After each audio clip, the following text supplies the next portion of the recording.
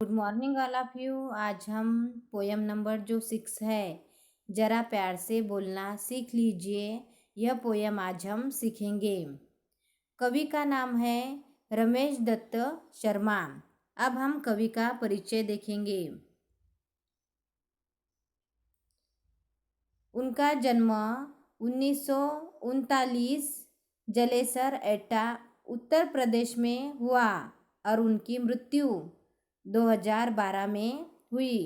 परिचय: शर्मा जी 50 वर्षों से पत्र पत्रिका, रेडियो और टीवी के माध्यमों से वैज्ञानिक दृष्टिकोण का प्रचार प्रसार करते रहे। यानी कवि पत्र पत्रिका, रेडियो और टीवी के माध्यमों से उन्होंने वैज्ञानिक दृष्टिकोण से प्रचार और प्रसार किया है। उनको विज्ञान लेखन में दर्जन से अधिक पुरस्कार मिल चुके हैं। दर्जन यानी 12 से अधिक पुरस्कार उनको मिल चुके हैं।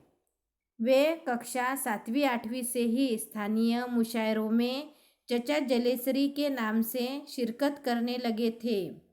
यानी मुशायरों यानी काव्य सम्मेलनों में वे चचा जलेसरी के नाम से शिरकत यानी प्रख्यात थे। प्रस्तुत पद्य यानी यह जो कविता है यह एक गज़ल है।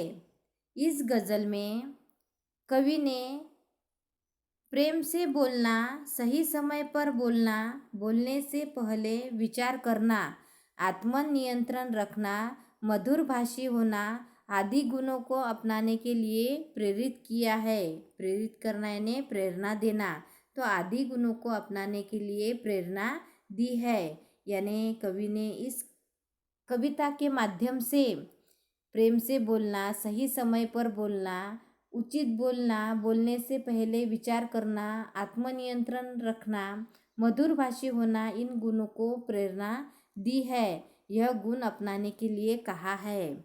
उनका मानना है कि हमेशा होठ सीकर बैठना उचित नहीं है। यानी कवि का यहाँ पे कहना है कि हमेशा होठ सीकर यानी चुप बैठना उचित नहीं है। सही वक्त और सही समय पर बोलना चाहिए। यानी हमारे बोलने से किसी को फ़ायदा हो सकता है तो उस वक्त हमें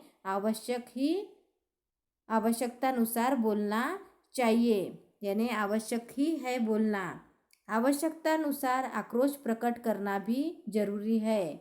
यानी कवि का यहाँ पे कहना है कि आवश्यकतानुसार यानी हमें सही वक्त और सही समय पर हमारे आक्रोश करने से किसी का फ़ायदा हो सकता है तो उस समय हमें आक्रोश प्रकट करना भी ज़रूरी है। यानी हमें चुप नहीं रहना चाहिए, खामोश नहीं रहना चाहिए, बोलना चाहिए। बोलने से किसी का फ़ायदा हो सकता है तो उस वक्त हमें बोलना आवश्यक है। यही कवि ने इस कविता के माध्यम से समझाया है। वाणी में शहद घोलना सीख लीजिए, जरा प्यार से बोलना सीख लीजिए। यानी इस पंक्तियों में कवि का कहना है कि वाणी में, वाणी यानी भाषा, हमारी जो भाषा है तो हमारी भाषा किस प्रकार होनी चाहिए। शहद यानी मधु, उसको इंग्लिश में हनी भी कहते हैं।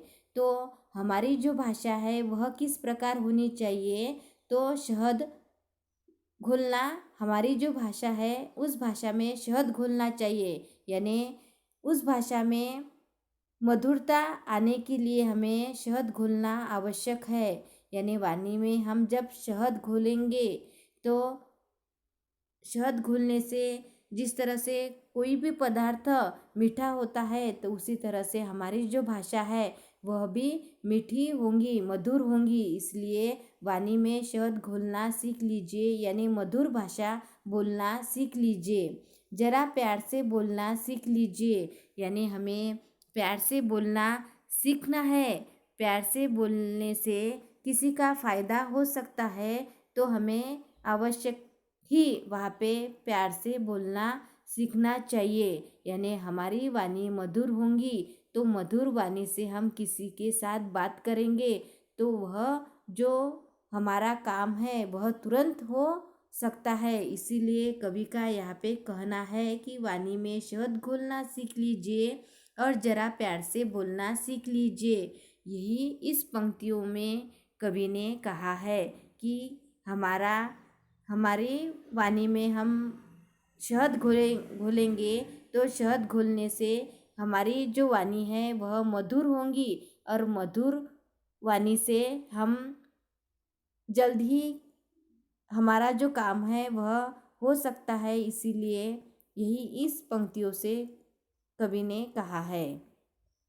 चुप रहने के यारों बड़े फ़ायदे हैं, जुबा वक्त पर खोलना सीख लीजिए। यानी चुप रहने के यारों, यानी चुप रहने से हमारे बड़े बड़े फ़ायदे हो सकते हैं। यानी जिस वक्त हमें चुप रहना चाहिए उस वक्त चुप रहने से ही हमारे फ़ायदे हो सकते हैं, तो वहाँ पे हमें आवश्यक ही चुप रहना चाहिए। चुप रहने से हमारे फ़ायदे या हमारा कार्य हो सकता है, तो वहाँ पे हमें चुप रहकर ही उस समय को हमें टालना है। तो चुप रहने से हमें फ़ायदे हो सकते हैं, तो वहाँ पे चुप रहना ही ज़रूरी है। जुबा यानी हमारी जीभ वक्त पर खोलना सीख लीजिए। यानी जुबा वक्त पर खोलना सीख लीजिए।